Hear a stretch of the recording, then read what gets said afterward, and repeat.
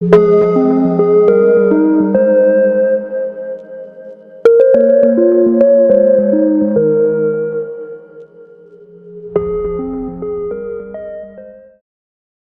1. You will hear a woman calling an animal park to inquire about a job. First, you have some time to look at questions 1 to 5.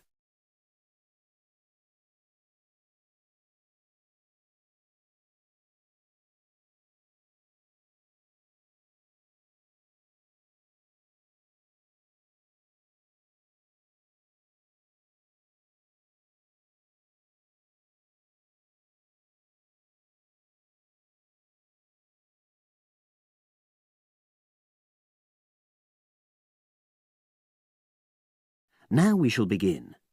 You should answer the questions as you listen, because you will not hear the recording a second time.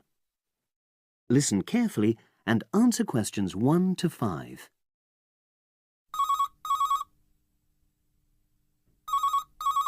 Pinder's Animal Park, hello.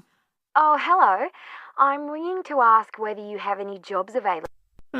What sort of work are you looking for? Is that permanent or part-time or... Actually, I'm just looking for temporary work. I'm a student. Oh, right. I'll just get a form and ask you a few questions. Then I'll pass your application on to our recruitment section. Is that okay? Fine, thank you. So, starting with your name. It's Jane Lammerton. Is that Lammerton?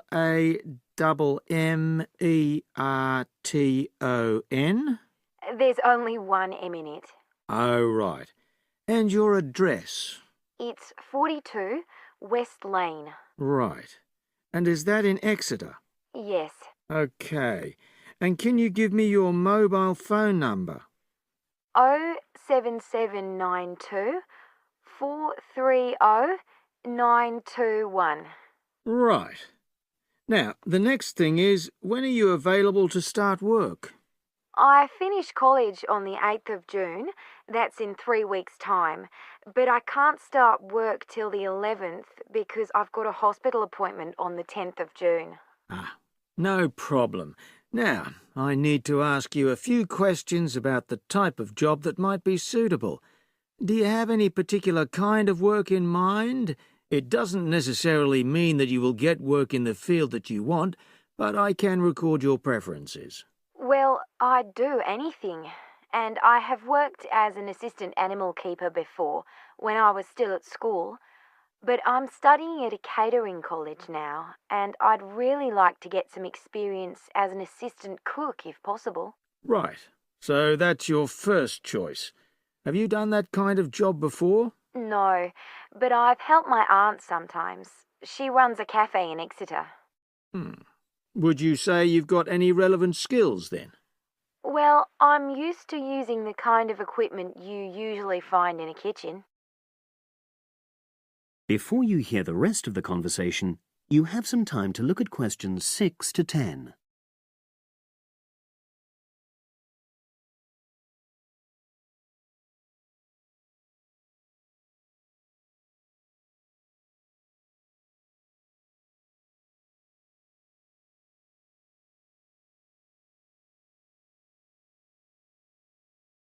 Now listen and answer questions 6 to 10. Okay. And I know you're still studying, but do you already have any qualifications related to that kind of work? A hygiene qualification, for example? I haven't, no, but I've got a certificate in food handling. I did it before I decided to become a full-time student. Fine. Okay. That means you wouldn't need any specific training if you did get the kind of work you wanted. But you'd have to do a short course on first aid. All our new employees do that. It just takes half a day, and most people find it generally useful. Oh, yes, I'm sure it is. Well, that's about it, really. Just one last thing. Can you give me the name of someone who would give you a reference, like a previous employer or... Oh, yes. You can put Dr. Ruth Price. Okay. Is that one of your college lecturers? She's my college tutor. She's known me for over 2 years, and I'm sure she wouldn't mind. In fact, she's given me a reference before. Fine. We'd probably contact her by phone. Do you happen to know her number? I've got it on my phone, yes. It's 0208 685 114. That's a landline. Good. Well, as I say, I can't promise anything, but I'll pass your application on, and you should hear in a few days. Is there anything else? Just one thing. I suffer from a particular type of colour blindness, and sometimes employers have to make special arrangements for that. OK, I'll make a note of that. It won't be good that you've made us aware of it. You can provide us with more details if you're offered a job. OK. Thanks very much. Bye. Bye. That is the end of part 1. You now have half a minute to check your answers.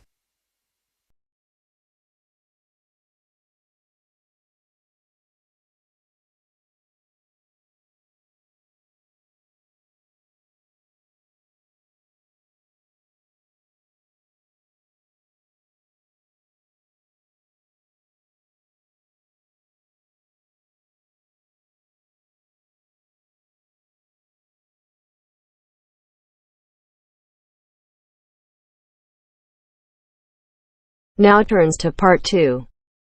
Part 2. You will hear 2 engineering students, a woman in her 6th year called Linda and a man in his 5th year called Matthew, discussing the benefits of student work placements. First, you have some time to look at questions 11 to 16.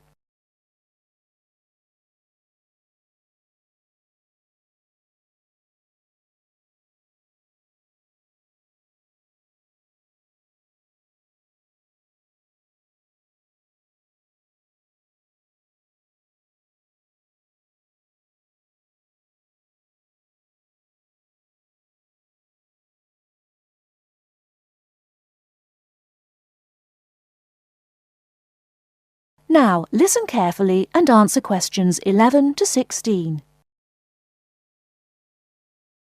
Hi, Linda. Can you spare a few minutes? Hello, Matthew. No problem. I just wanted to talk to you about temporary work placements. I've never really thought there was a good reason for doing one. I've got some savings, so I don't really need the money at the moment. But I've had an email from the university about a vacancy that looks quite interesting. You did a placement last year, didn't you? I did, yes.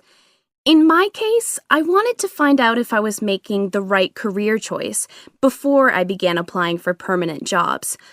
I thought I wanted to work in car manufacturing, but I wasn't sure, so I applied to Toyota. What was the application process like?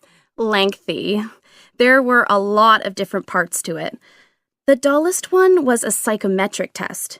You know, when you have to answer loads of questions about yourself. And you're trying to guess what's the best thing to say. Yes. Then there was an activity that we did in groups, which I found really fascinating. Engineers are renowned for being a bit unsociable, but I thought we made a great team. And we had an individual task too. We had to sort through various business documents and prioritize them. It was just like what you have to do as a student, really, just with different content. What exactly were you doing on the placement? I was helping to design some diagnostic software to identify any waste in the car assembly process. Do you mean waste of materials? No, time. Anything that can speed the process up helps to cut costs. How did the work placement compare to being a student? Was it hard work? Yes, it was. I'd had full-time work before. I've done various unskilled jobs during university holidays, and some of those involve long hours. So I thought I'd find it easy. I was wrong, though. I think when you're on placement, you're always trying to prove yourself. So you push yourself hard to succeed? Yes. But I got a lot of support from my employers. They were always helpful. And then, at the end of the placement, I was given formal feedback. Do you mean on your engineering ability? Well, no. I didn't really need that because we had team meetings every other day. and so I had the chance to discuss technical issues and ask about anything that wasn't clear. The evaluation was about general workplace things, like organizational ability, initiative, that sort of thing. I get the impression you think you benefited from the placement. Well, the best thing is that they've offered me a job for next year. Depending on my exam results, of course, but still. A permanent one? Yes. But apart from that, I learned so much. The industrial environment was much more demanding than the academic one, so my general skills improved, like time management, meeting deadlines. And on the technical side, I learned new software packages, like MS Project. Well, I think you've convinced me that work placements are worthwhile, but while you're here, can you give me advice on something else? Before you hear the rest of the talk, you have some time to look at questions 17 to 20.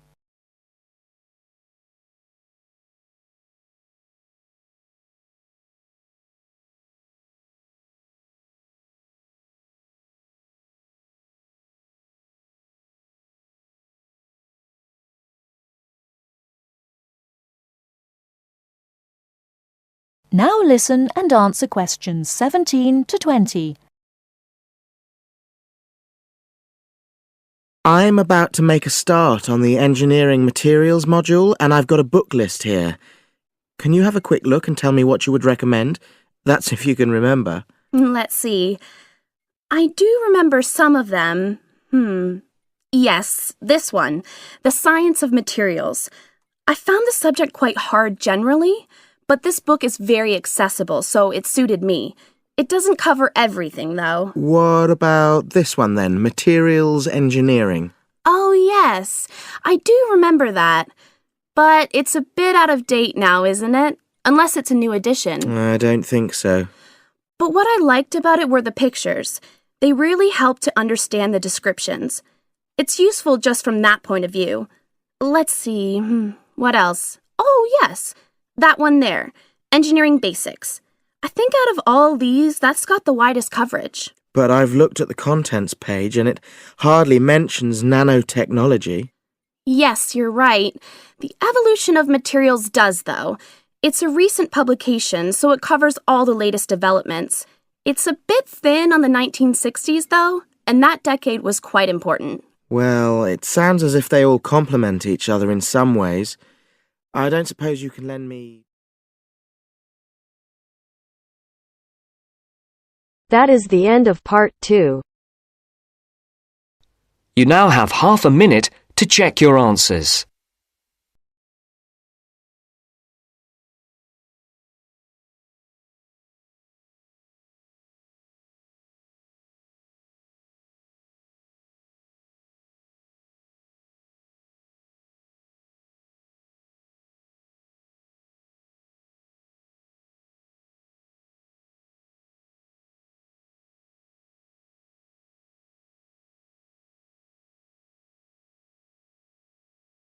Now turns to part 3. Part 3. Maria is a student at university. She has handed the first draft of an essay to her tutor. The tutor has read it, and now they are discussing ways the essay can be improved. First, you have some time to look at questions 21 to 25.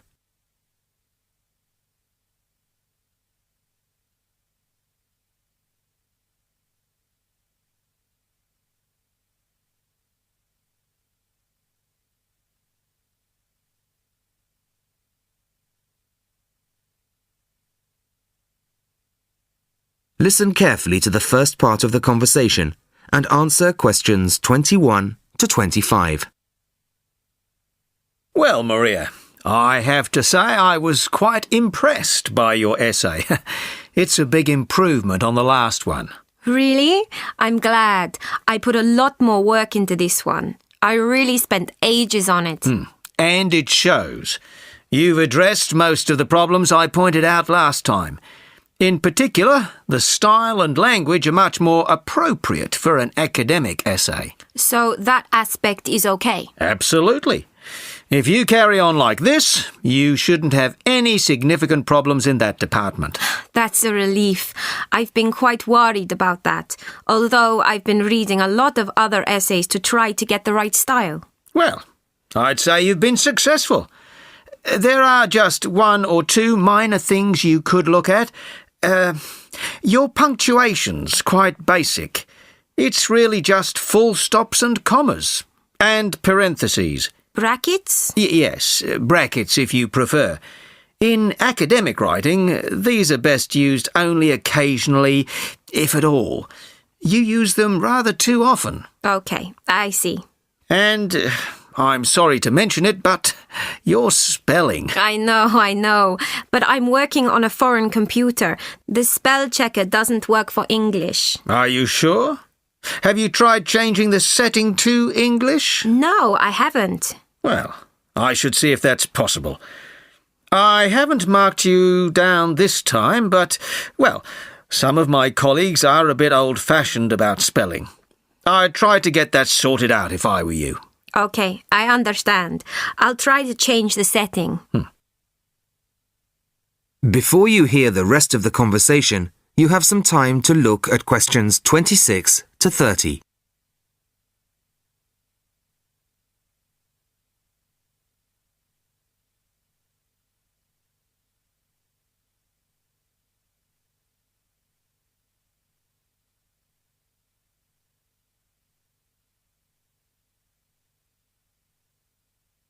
Now listen and answer questions 26 to 30.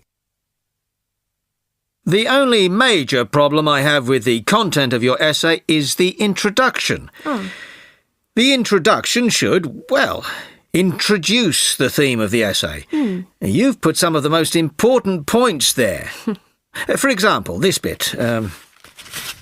The statistics about the growth of railways in the 1850s. That really should go in the main body of the essay. And so should this paragraph about changes in patterns of employment. In general, I'd say your introductory section should be no more than half as long as it is at the moment. Okay. And I should move those points forward? Precisely. And going back to the railways, they're one of the most significant factors for change in this period. But apart from those statistics in the introduction, you only briefly mention them. I'd like to see a lot more on that, and the influence the expansion of the railways had on patterns of social and economic behaviour. You mean how with the railways people could travel to find work and could meet people from other areas? Exactly. Then in the midsection, well, it's not a big thing, but this quotation from the Times. You think it's too long?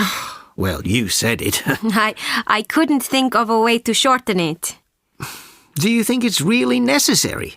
You mean I could just get rid of it? Yes. You've already made the point and backed it up with other evidence. The quotation's redundant, really. Okay, well, that'll be easy. There were various other minor points, which I've noted in the margins. You can look at those later. But moving forward to the end here, I wasn't quite sure what this meant. The final paragraph? Yes. Are you saying that, on the whole, the changes of the mid-19th century tended to improve the lives of ordinary people or not? It's not very clear. It's not? No, it isn't. I'd add a few lines clarifying your position. Okay. When do you want the final draft? No, the end of term will be fine. But there was just one other thing, the bibliography. Did you really read all these books? No. Just the books you actually consulted will be fine. You don't need to include everything ever published on the subject. Right, okay. Thanks. Bye. Goodbye. That is the end of part 3. You now have half a minute to check your answers.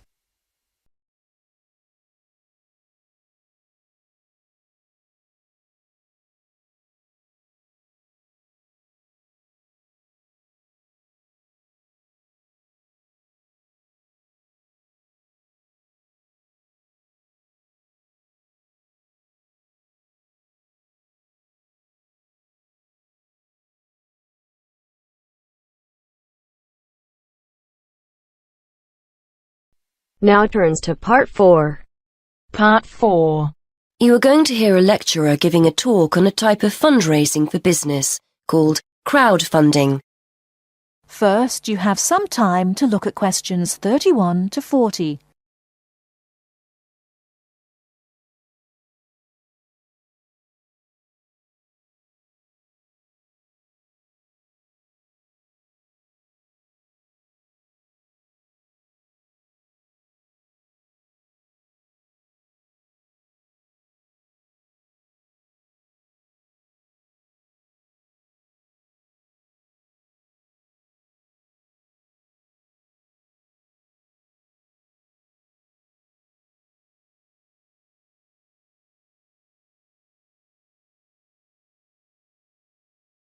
Now, listen carefully and answer questions 31 to 40.